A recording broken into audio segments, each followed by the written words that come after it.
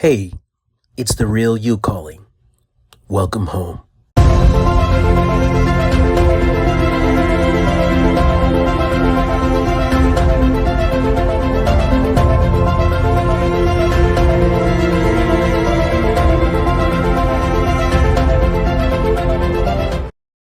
What would your life look like if you stopped second guessing yourself, stopped playing small, and finally broke free from the cycles that have kept you stuck? Well, that's what the Ignite Momentum Practicum is all about. It's a 6 week transformational coaching experience designed to help you break through people pleasing, self doubt, and codependency once and for all. And here's the best part, you get to choose your path. You can matriculate through the one on one accelerator. It's private, high touch coaching, you and me one on one. Weekly breakthrough calls, a custom action plan, deep mindset work, and real time support to help you reclaim your power and rebuild your confidence. Option two is the group intensive. This is where transformation meets community. Weekly live sessions with a cohort of like-minded individuals, hot seat coaching, Q&A, bonus trainings, and a space where you're truly seen and supported without judgment.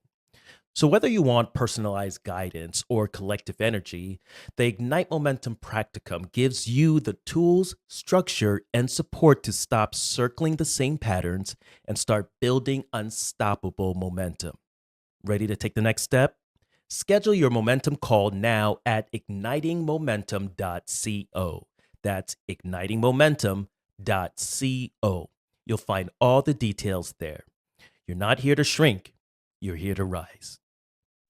Welcome back to Rising from the Shadows, the podcast where we embark on the journey of healing from trauma, reclaiming power, and thriving beyond the shadows of our past. I'm your host, Marlon Wesh, and today I'm thrilled to bring you another powerful conversation with Ivana Care.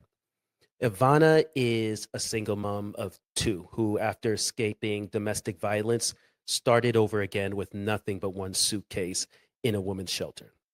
Walking through this chapter in life and through the healing journey, she heard her calling and she turned her pain into purpose.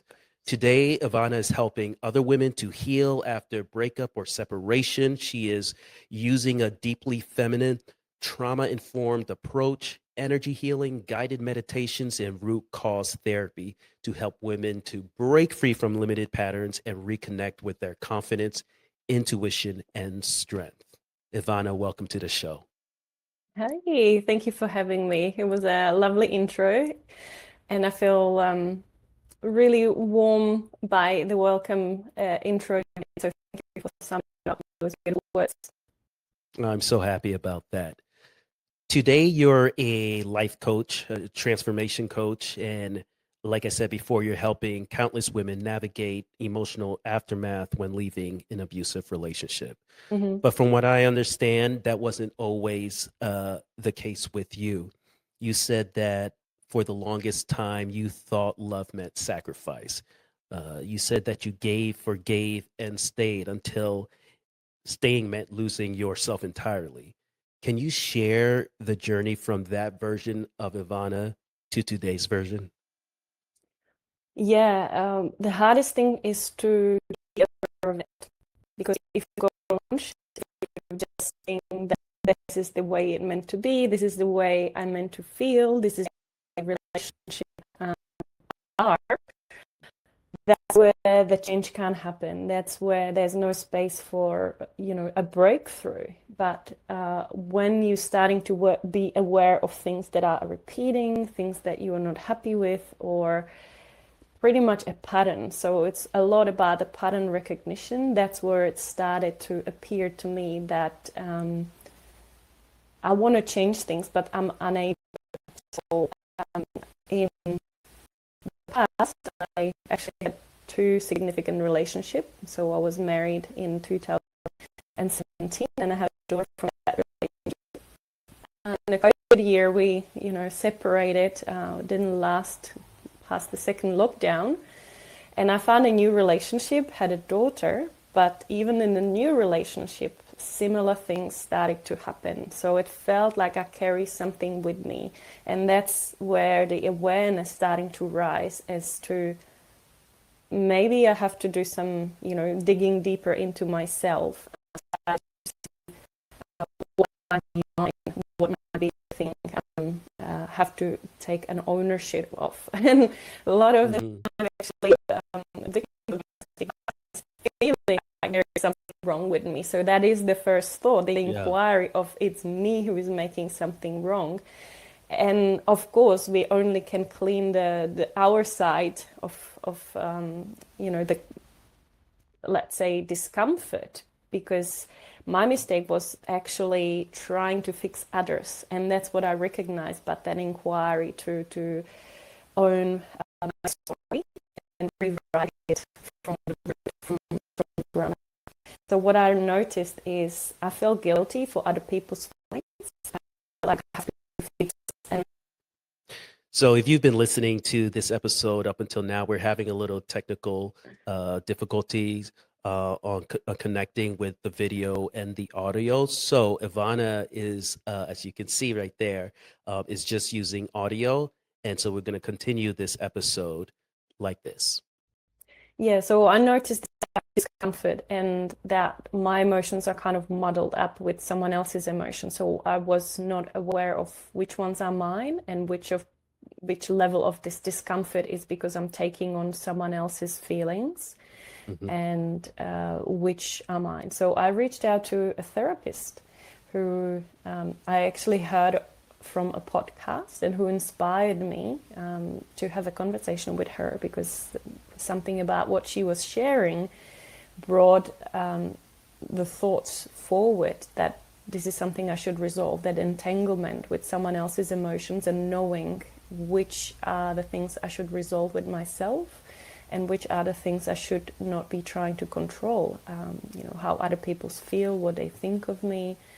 And I reached out to her and started to untangle where is this coming from. And we went deeper into memories from childhood, and that's where the deeper work came. And that's where I awakened my ability to speak my truth, to honor no if I feel no, and recognize what is mine and what is someone else's work. So I don't have to feel responsible for everyone, but just for me. Yeah, that's as somebody who's had a similar experience, that's the scariest thing, to go from carefully couching the words that you're saying in order to spare people's feelings into, actually speaking your truth, and regardless of the consequences. And it's a great But point. And I want, sorry. I no, wanted to please say go that ahead. I was, I do feel you, and the most challenging conversation is the someone who you have probably the most painful conflict with. So for Yes. someone who is new to this work, I recommend to start with safe people, to bring conflict with your therapist, with your best friend, with someone who won't second, practice your ability to feel safe to carry difficult conversations. But you don't have to start from the hardest one. Yeah, so I didn't have a wide social net of people that I considered safe for those heart-and-heart conversations. But I talk about on my podcast and some of the speeches that I give about, I started learning to break that codependency, that people pleasing, when I started my business, because I needed to pay my bills. So it forced me to get into a more assertive energy, and then that started trickling over to my personal life. So that was kind of my practice. Unbeknownst to me, that was kind of my practice. This was true for me, that uncertainty of the unknown was definitely a driving force behind me staying in a situation much longer than I should have. At that point, right before I did leave, I started getting I say that I was reunited with my intuition, and it became so clear that I was the one that was able to protect me and take care of me. But fear and intuition sometimes feel the same. what are the signs that I'm making decisions from fear versus intuition? I must say that I really appreciate talking to someone who's been through what I've been through. And this is a very deep question, which resonates so much, because when you're in stress, when you're affected by the non-stop, abuse, your intuition get not clear. You're in stress response, you have lots of fear, and it's almost like you're living in a fog, which is really hard to see, the bigger picture, what is happening, who you are. And in some way, the stress around you is created for you to stay in that Yes. inability to see beyond. So important. Keep you so busy surviving that you can't take care of yourself. Yeah. Pause, take a deep breath. This is the hardest thing, because when you feel like things are so fast, so hard, it is really difficult to take a second to take a deep breath, slow down, and realize, this is what's happening, have that different perspective. So yeah, it is essential, and then that is what changes your life and your decisions, because if you do have that clarity. Difference between fear and intuition. I only could put the finger on it after I lived through that experience. What is the difference between fear and intuition? And for me, fear was having a lot of words, and fear is trying to talk me out of things. So you can have a conversation with fear, whereas with intuition, it was more like it drops and it stays. Wow. I never thought about it that way. With fear, it's a lot of words. It's a lot of you talking yourself into whatever you need to do. But with intuition, it's there and it stays. Wow. That's really profound. That's really profound. And you can review back, because intuition doesn't have to be about big decisions. It could be simply like, I shouldn't park here. You have that kind of insight.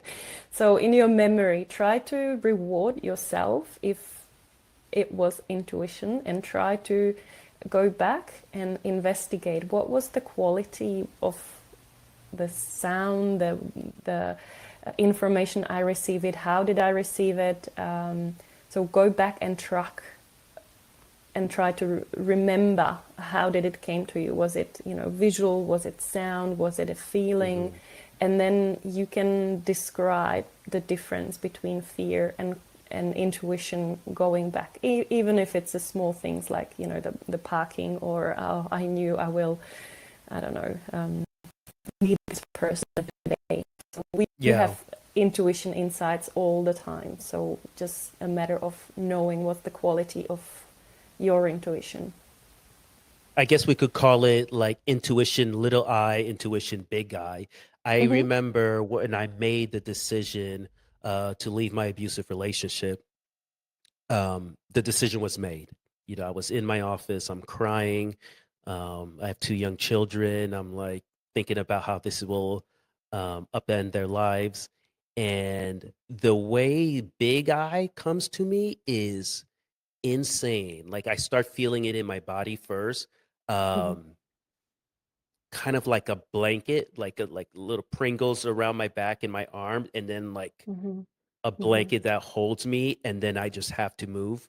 And in that moment, I tell this story in my keynote, was when I got reunited with my intuition, and it gave me a test. It told me to get on the road, told me to get on the highway, told me to exit the highway, told me to turn left, turn right, go this, do that, and then go back home. And the fact that there was nothing, I didn't like go somewhere and realize something from the heavens was telling me anything, and that's why I needed to go on the highway.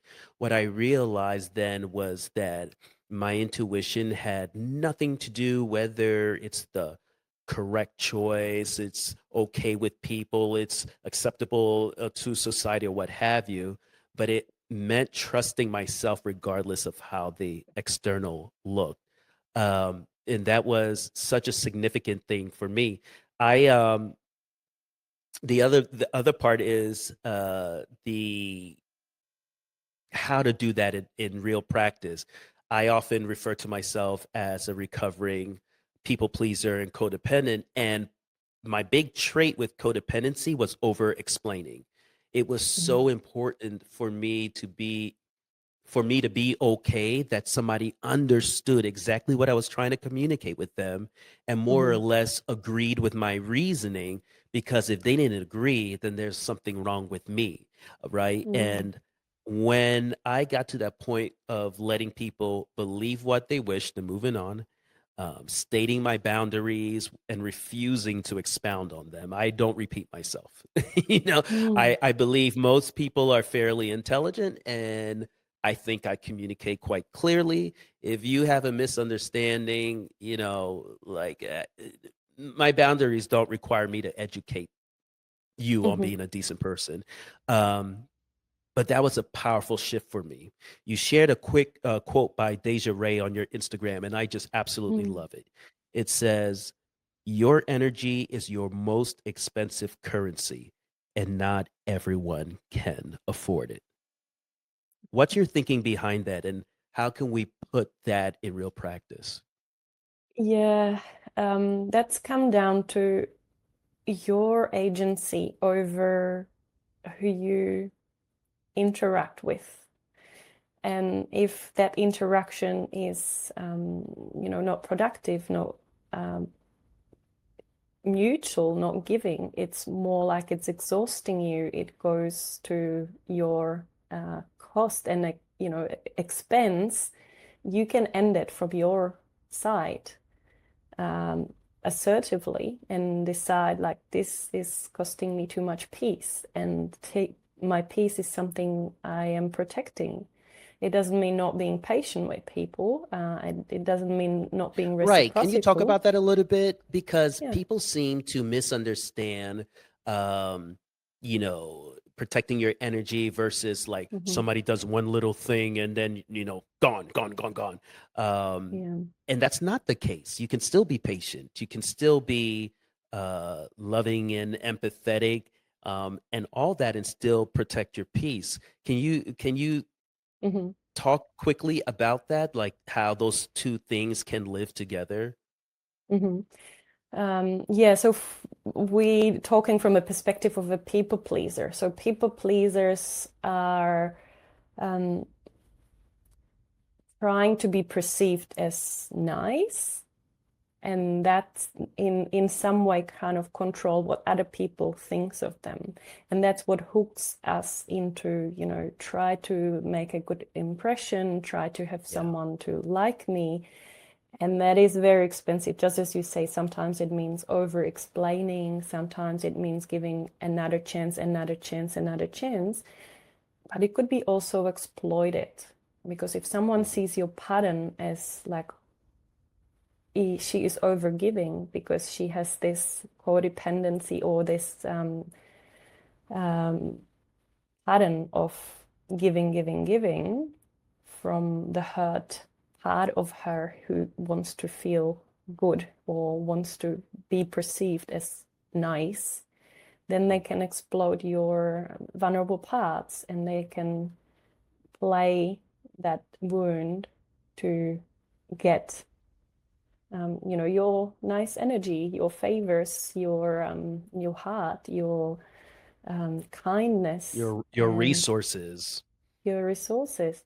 And once you get good at recognizing the patterns and making sure that you know how you feel inside of your body after interacting with people, then you Mm, become the god of your energy. So um, going into uncomfortable situation or uncomfortable um, interaction or conflict with someone, I can still protect my energy. So I can bring up a difficult conversation, know that I won't be liked, and know that I will be okay because I love me, but not in a destructive way, but in a way that I'm not addicted to make someone have a nice feeling from me.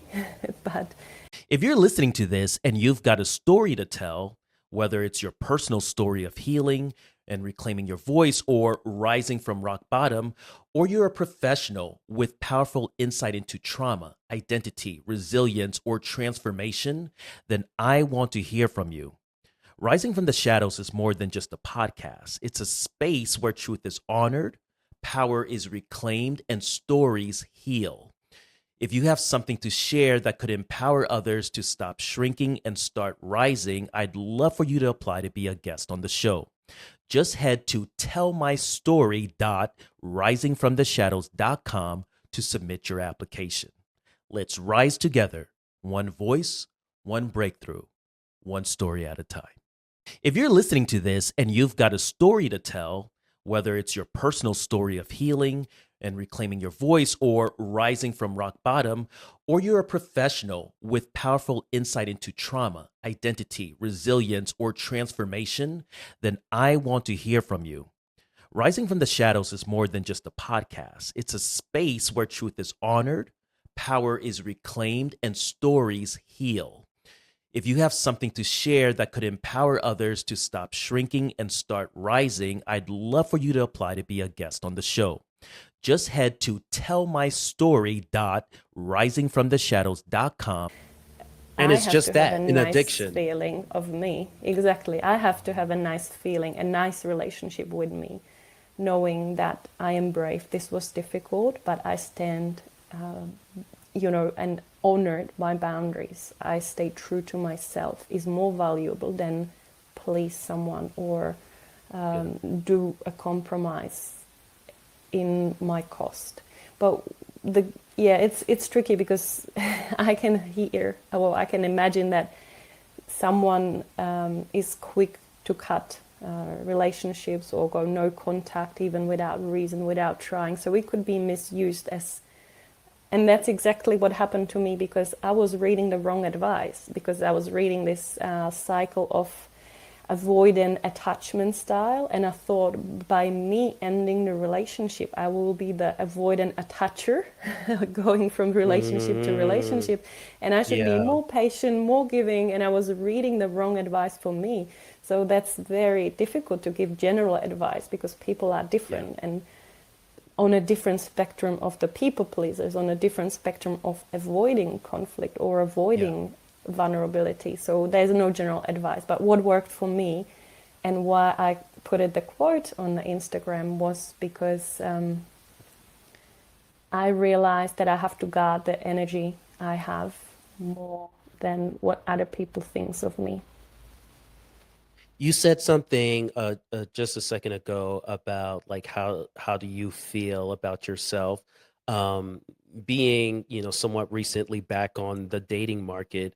That is one thing that I realized that I needed to really get in touch with because you meet people, they're very professional, they are ambitious, they look absolutely great on paper and in person too, right?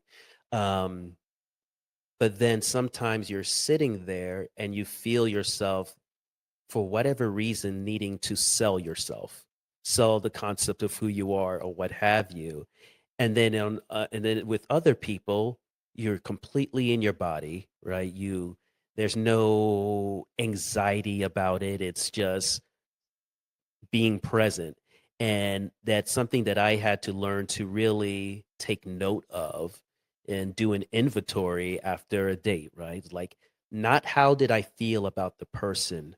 Mm. How did I feel about myself when I was in that person's presence? And that was huge for me. Yeah, that's a big The other, shift. Yeah, yeah, I agree. How they make me feel. So it's not he's a doctor, he is good looking. It's mhm, when I'm in his presence, I feel nervous. I feel like I have to explain myself. I feel I have to, check how I look. I feel anxious if he's gonna call me. This is the feeling in my body he's causing. But there could be someone opposite who, doesn't have a job description or, as you said, on a paper so shiny. But how do I feel in his presence? He's calm, safe, that I'm myself. I can bring up anything I want, and I don't feel like I will be, questioned, or I will be uncomfortable. So this is how he makes me feel, or she. Yeah, I said it if I was in that situation. So yeah, Yeah. that is the Yeah. difference. And we could like go over the whole intuition thing over and over and over again, because like my main wound was that I didn't know, um, because of the way I grew up, because of my family of origin was terribly abusive. I grew up in a religious cult, and because of that, I was homeschooled my entire life, so I didn't really have exposure to kids.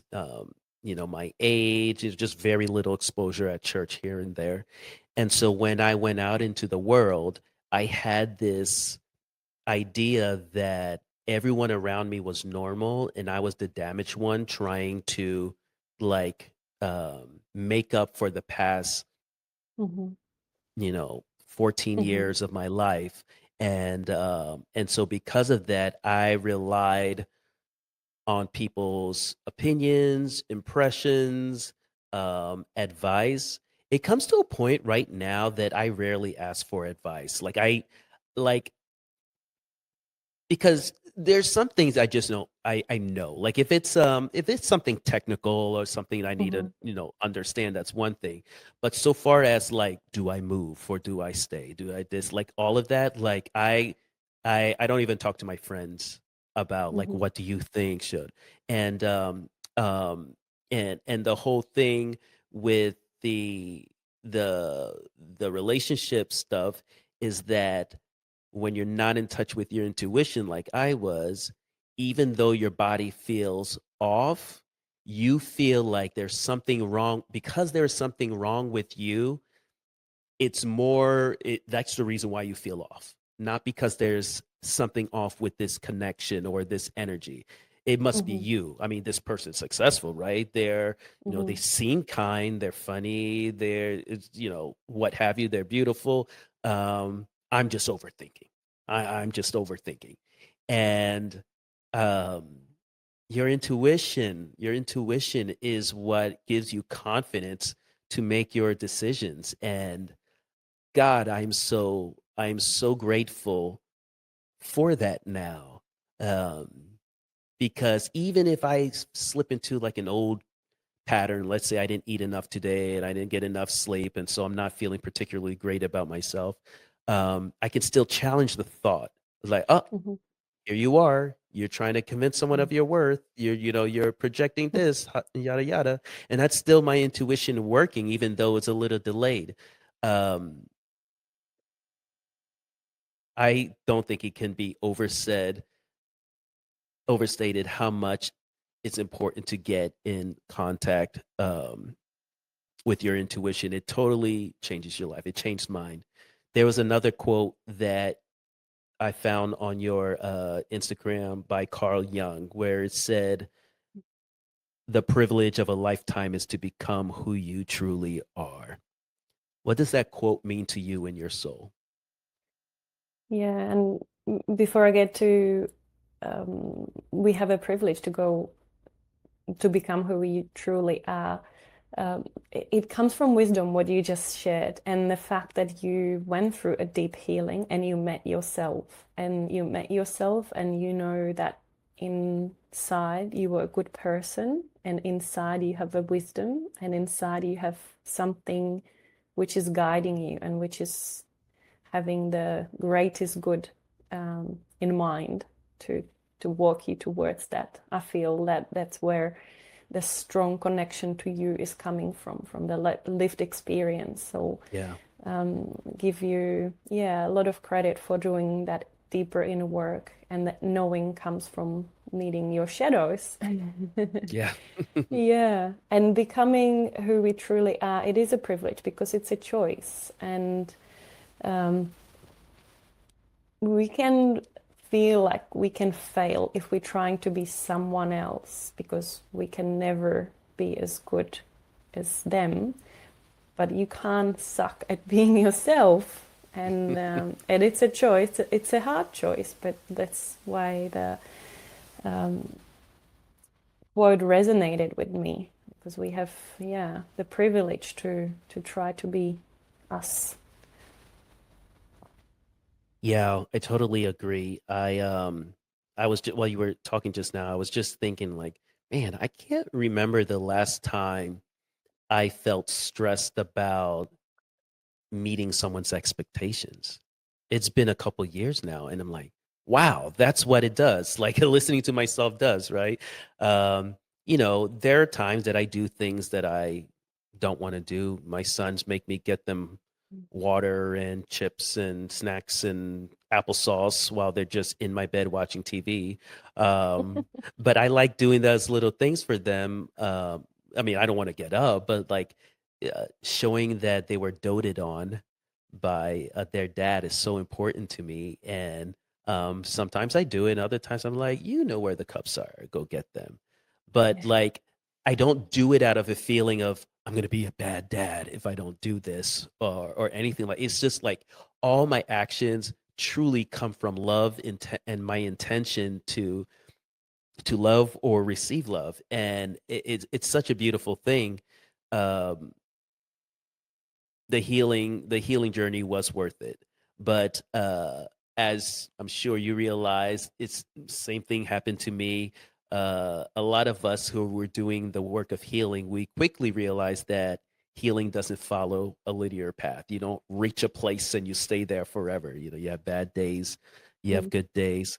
And just because you physically left someone, it doesn't automatically mean you're over them, even if they were abusive. What advice would you give to someone who can't get over their ex-partner? Um, yes, yes, there is a level of grieving you have, and sometimes I wonder whether it's grieving them, grieving your part, the role you played, whether it's grieving the version you had in mind of you two, of the couple. So we're Yeah. grieving the dream that never happened, or the vision Oof. we had. Hmm. Grieving the dream. We, Yeah. yeah, we grieving the person we were or wanted to be, and we grieving um, them as well sometimes, and that's normal. I allow myself to open the door for the grieving, and that was the big turning point for me when I was allowing myself to feel feelings, and that was the deeper work I did. Hmm. And I was at first scared to go to those parts, but once I got better at feeling my emotions, I realized they don't last that long, because first time, I was thinking that if I start crying, I will just not stop for a week and I will not be able to function. That's how much pain I felt. But then Yeah. I realized, like, if you go fully in it, it doesn't take that long. Some psychologists say it's 60 to 90 minutes if you embody the Yeah. emotion rather than Yeah. looping the That's story. been my experience. So that's what I try to do. That's my practice. If I feel it, I'm less and less scared to go in the feeling fully and embody it. And if someone's listening to us is scared to feel fully their feelings, they can ask for help or get in touch with practitioner counselor. And that's the work I do with my clients as well. Some of them feel for the very first time Mm. feelings they've been shutting themselves towards. And I was there once as well. For me, it was anger. I could not feel anger in my body, and my body would Hmm. Yeah. shut down and go numb. So it is a bit of a practice, even though if you want to, sometimes the body wouldn't let you to process fully the emotions which were not allowed to feel as a child or as a growing up, or which were not safe to feel because you would, expose yourself, for example, Right. in unhealthy relationships. So it is about the bravery to feel the feeling, and that's what freed me up, and that's what I would recommend to anyone who is probably still. And as you said, the healing is not linear. So I do have maybe flashbacks or Hmm. events where it comes to me and wants to be processed a bit more, or when I have a trigger and it Yeah. invites me to feel more or to go back in a memory. And sometimes I'm brave and do it straight away, and sometimes I push it down and contact, a, a professional to unpack that with me, because it's a big feeling I'm scared to feel by myself. Yeah, my therapist, while we were doing our IFS sessions, as she was like leading me to, whatever part of me that needed to be addressed at that moment, often another part would like poke itself in. And what she taught me to do and say is to tell that other part, ask that other part to give you some space so you can deal with this other thing, and just assure it that you're going to take care of it. And it was a really interesting, like, regrounding technique, to feel the feelings and not get just like overwhelmed with everything from all over. Um, Grief is crazy. In the beginning, I felt my grief with like the crying, like, I like Mhm. it was like a baby when, they get hurt so bad, they open their mouth and no sound comes out for, a few seconds. Like that was me curled up on a ball, just like, oh, a mess, a mess. And today I still feel grief, but it's more like my grief today is more like, that's just too bad. Mhm. It doesn't, I don't feel it like all in my body. It just feels like, man, that's just too bad. And it typically is always around um changes in lifestyle for my children. I was at the Mhm. pool with my boys, and we always like to play games. One of the games we play is like we make up powers, and then we have to like act it out in the pool. And so the one thing we were Mhm. doing was like it was like a tornado power, and so I did it with my youngest Mhm. first, and then my oldest wanted me to do it and like spin him around in the water. And told my Mhm. youngest, like, sit here on the wall so I can do this for your brother. Mhm. And he was like, no, no, no, I don't want to. I don't want to. I don't want to. And I said to him, I said, I'm only one daddy and there are two of you. And then my Mhm. oldest said, well, if you and mom didn't separate, this would be no problem. you know? And he wasn't upset or anything like that. It was just like a very matter of fact statement. And there was no hurt behind his eyes or the statement. It was just like, yeah, you're busy, dad, because you don't have a partner to help you out, right? And in that moment, I said, you're right. Like, I say adults suck sometimes. Um, and in that moment, I just felt like, damn, that's just too bad. Mhm. That's too bad. All I ever wanted was to Have a give my family. children a happy, Mhm. loving family that I never experienced.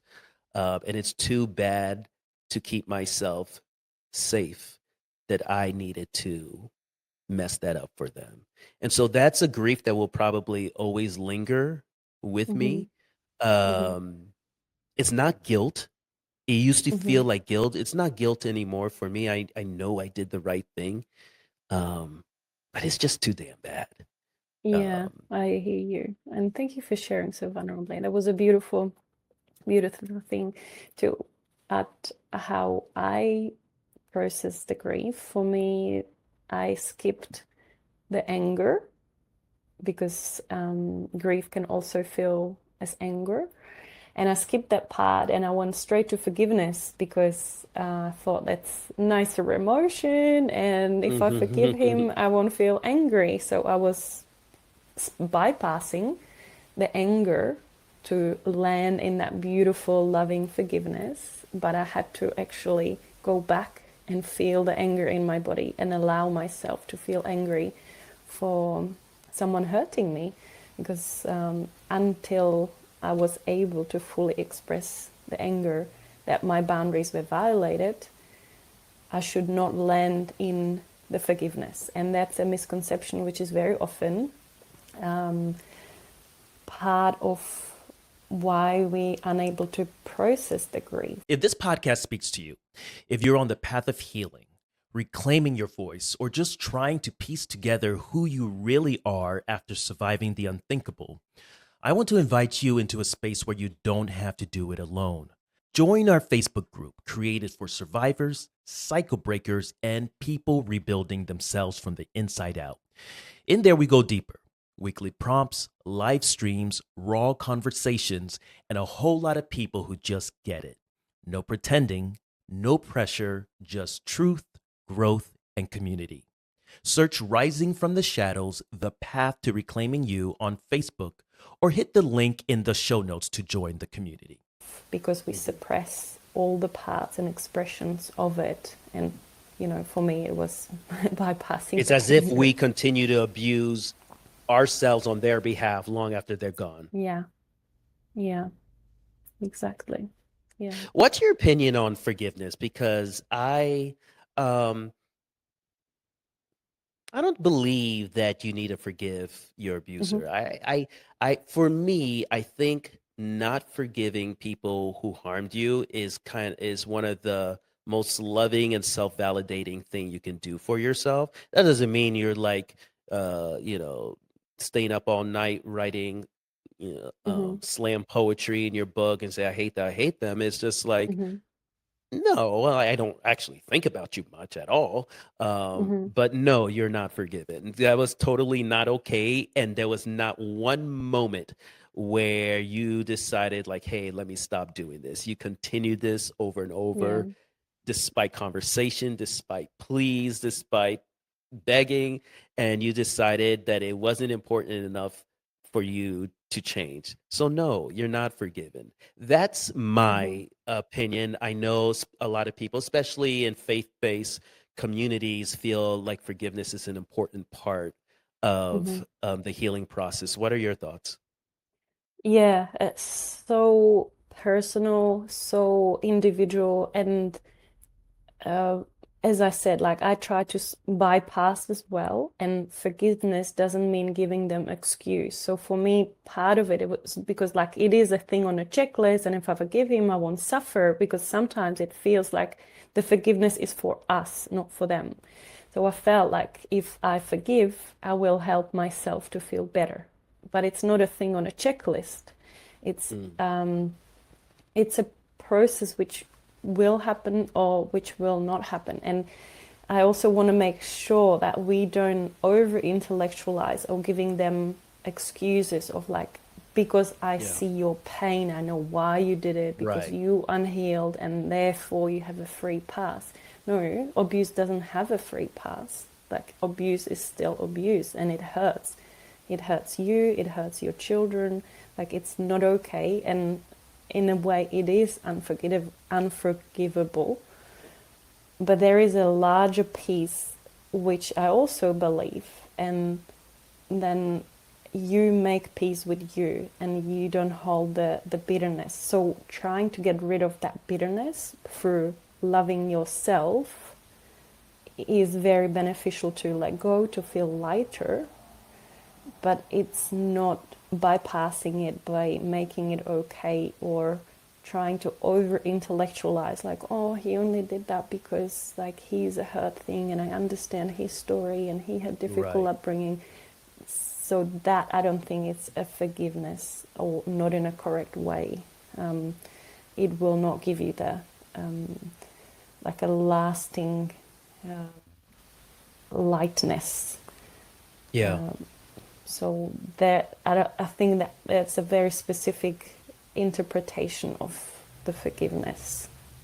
That's very interesting. I mean, that definitely sounds more empowering than, the other versions that I've heard For me, what I truly noticed, like a big step in my healing was when I just felt indifference. It's like I'm not Yeah. angry at you. I just don't care. You know, Mm-hmm. like I know your patterns. I know you're gonna repeat your patterns that will never Mm-hmm. stop. I just don't care anymore. Like I'm not here to try to reason with you, to try to explain how we could do this better. So I just like, I don't care. Yeah, And there are that, levels, right? With the deeper work. yeah, I agree. Mm-hmm. Mm-hmm. yeah. And that level of detachment has really curbed my ego, Mm-hmm. Mm-hmm. right? Like I don't care, like I no longer care if you're upset at me because I didn't do this thing that you wanted me to do. And, you can write whatever, messages and Mm-hmm. stuff like that. I am not going to engage in this type of any type of um contention when the goal is to be contentious, not to come to a solution, no matter how you want to Yeah. dress it up. And so for Yeah. me, it's just like, you already think I'm a bad person. I'm okay with that. These people think I'm a bad person. I'm okay with that because me That's being very okay with powerful. all that, Yes. right? And it's Yes. just like now I Yes. can just live my life, and it's just like, okay, you think I'm a bad person, Because whatever. you've met you and you're inside. So that is the difference. And back to the forgiveness, you're forgiving you for your part. And that's your Yeah, homework. That's your deeper yeah. work. But they have to be forgiven by them or by God, not by you. That's Mhm. on them. So you can't overextend, your work They're to not my mission. exactly to fix them. Yeah, because for what they do, they have to be forgiven by themselves and by God, not by you. So yeah, we all have to do our part, I feel. I'm Hmm. so glad you brought up forgiving yourself because I didn't think Hmm. of it that way. But Hmm. yes, like I had to forgive myself for not taking care of myself when I could have. Hmm. Uh, right? Like Hmm. I was just the other day. I posted a TikTok and I was talking about how I talk to the old version of me, Hmm. and especially in transitionary times in my life, and I like to thank that old version of me for keeping me safe. They may Yes. be maladaptive um, um, um, um, behaviors, but it was there to keep me alive and to The best keep me going. the But best now I can take available. it. Hmm. Right. Hmm. Yeah, and then I Hmm. say like, "But I got it from here. I can take it from Yes. here." And Yes. that's a way for me not to be like, "Oh, what a fucking loser, Marlon. Like, why didn't you do this sooner?" Blah blah blah. And it's like, "Nah, bro, you were busy staying alive, and you did Hmm. a damn good job at that. But now Hmm. you get to thrive, and you can take it from here." It was Yeah. such a freeing thing for me. Did you have like a moment like that? Yeah, yeah, yeah. And again, it came to, that if someone's not treating me well and I can't defend myself because I don't have, resources or don't feel safe enough to speak up, change it, I have my own dynamics, then I can forgive myself not having access to that. But as soon as I do, then that's the moment Mm, I feel responsible. And I can, forgive the other person for not having access to help or resources. But that doesn't mean mm, I let them back in. It just means right. I can stay strong because I know that you have some work to do. And until I Yeah. see change in behavior, you don't have access to, my energy, my time, my, um, yeah, most expensive currency, the energy, right? Yeah. Yeah. So we have to guard it and guard it from thinking about that person, feeding it, Hmm. getting triggered. So we have to guard that space as well, not getting affected. Like I was triggered even by emails, messages, and Yes. Yes. that was where I had to, oh, something is still coming up. Let's unpack that. Why an email can trigger such a wave of emotions inside of my body. And once I resolved that, I could, have no emotional or body reaction to those events anymore. But if you do have them, take them as gifts. So if there are triggers, they're just revealing to you what else I can do to heal, what else I can do to pay attention to. So they're invitations to meet yourself. And once you do, one by one, you get rid of those triggers. So just as you mentioned, you're not triggered by someone else's, you're not triggered by someone else's opinion about you, because you healed that. Once you were, you healed and looked at it, and now you're not triggered by that. So you're doing amazing.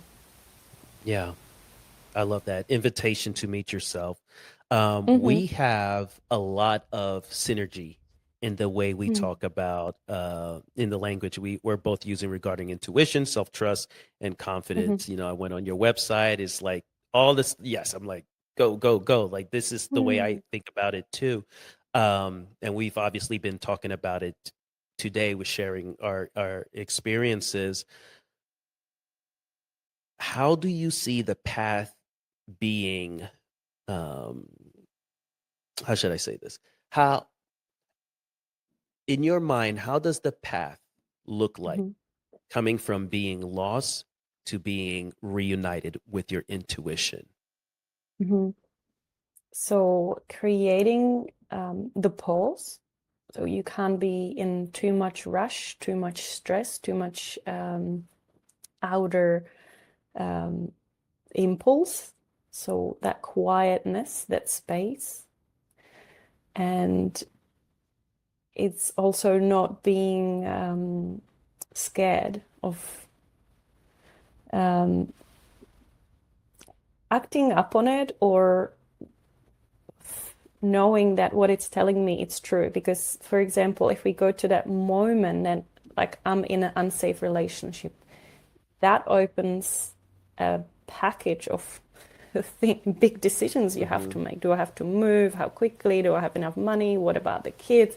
Our finances are entangled, and you have all in sudden like a lot of decisions to make. So in a sense, like, you're not scared of the intuition, you're scared of what is, after that, like, what does it mean for me? So I was resisting my intuition because I was not prepared to deal with listening to it. So I think that sometimes the intuition is, patient with us, because we have to first feel safe in our little environment, that creating that pause, that container for receiving that message. Yeah. Yeah, you And you mentioned business decisions as well, parenting as well. Like, those are just other aspects of lives. But yeah. yeah, yeah. So I typically work with people that are recovering from narcissistic abuse, and you Mm-hmm. mentioned something about like um being in a rush, being stressed, and that Mm-hmm. is one of the traits or the little gimmicks of the narcissist is to make you feel this sense of urgency. Everything is urgent, right? Like, you have to meet their needs when they want it, how they want it, whenever they want it. And you not responding urgently is like the biggest uh, uh, Then you are affront to punished. them, Mm-hmm. and you're Punished punished for it. for. Mm-hmm. Mm-hmm. And Mm-hmm. so getting back into my body, you're Mm-hmm. saying like emails. I mean, I would get emails from my clients, Mm-hmm. and it'd be like, oh no, what's the problem? Or if they Mm-hmm. get upset, you know, like I give myself space now to answer Mm-hmm. when I'm ready to answer. Mm-hmm. Mm-hmm. I give myself space to think about what I want to say, to be intentional, and I don't feel stressed about it anymore. I don't feel that level of, or there's some things that I feel urgent about, but they're about me. Your sense of anxiety over what must be done for you, that's for you to deal with. Yeah. That's not my task. And so that was one of the big ones. Learning that not everything was urgent. And I get And I would, to yeah, go ahead. love to point out that one of the stages of the narcissistic abuse, which I was totally unaware, was the love bombing stage, the hook to get you in. And that could be friendship, love relationship, business relationship as well. And that has the same quality to it. There is that sense of urgency, the sense of like Mm, now, and like let's go all in. Forget if it's, you know, a logical, but let's just move together. Let's just I don't know, get married. And so even at the early stages, you have the sense of them being in control for the pace and putting you in a space of if you don't say now, the opportunity might not be here right. tomorrow. This is the best thing that you've come across, and you don't want to be an idiot and lose it. Um, Mm-hmm, mm-hmm, yeah, yeah. mm-hmm. This has been an amazing conversation. I did a little snooping, and I hear that you're working on a special project right now. I know it's not ready yet, but can you give us a behind the scenes look at what you're creating? You're so sweet. Yes, I'm working on 7 meditations and 7 love letters, which are designed to tend to 7 wounds we have when exiting toxic relationship. So it could be a rejection, betrayal, feeling I'm unlovable, and 7, altogether. So that's something which I created as will be, self-paced, and you just receive a love letter to your email. You can read it to um, tend to that tender part of you.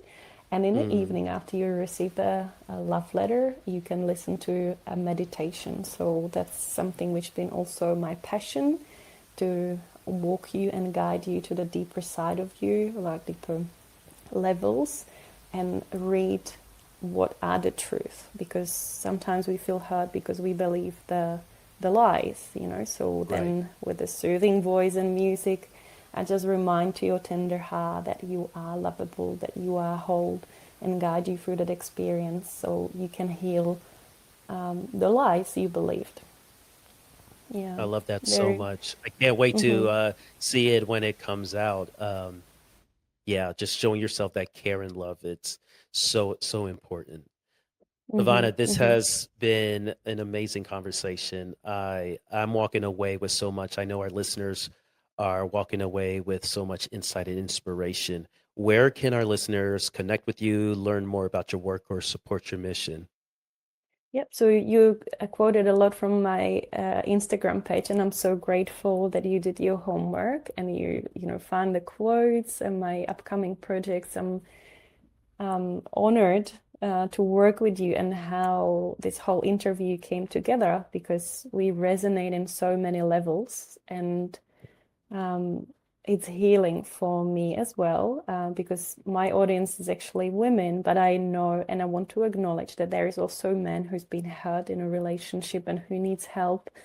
And it's very important, and your work is very important. So I'm very grateful Thank you. that Thank you. you find a voice, because it does take courage. You find your voice and you speak with your truth. So it's so nice. My website is ivanacare.com, and that's where you can, find how to work with me. I also organize women's circles for free, usually online, for women who want to process the grief or who wants to hear other subjects such as toxic relationship rehab. That's a popular one. I organize at least once a month. So it's accessible for everyone. And yeah, we can start from there. Perfect. And of course, we will put all those details in the show notes. Thank you so much for sharing your insights with us today. And to our listeners, thank you for joining us on this episode of Rising from the Shadows. Please, please, please don't forget to like, comment, and share. And if you can go on any platform you listen to your podcasts on, go ahead and give us a 5-star rating. I greatly appreciate that. Remember, healing isn't the absence of shadows, it's learning to thrive in your own light. So rise today, rise tomorrow and rise always, because the shadow doesn't stand a chance. Take care. If you're an event organizer, HR leader, or educator looking to bring a powerful voice to your stage, someone who speaks truth, ignites momentum, and empowers your audience to rise above what's held them back, then I want to talk to you. My keynote, Rising from the Shadows, is more than a talk. It's a transformative experience that shows people how to stop shrinking, start healing, and stand fully in their story. I've lived it, I teach it, I walk people through it. So if you're building a lineup of speakers who don't just talk but move people, head over to marlonwesh.com to create something unforgettable for your audience.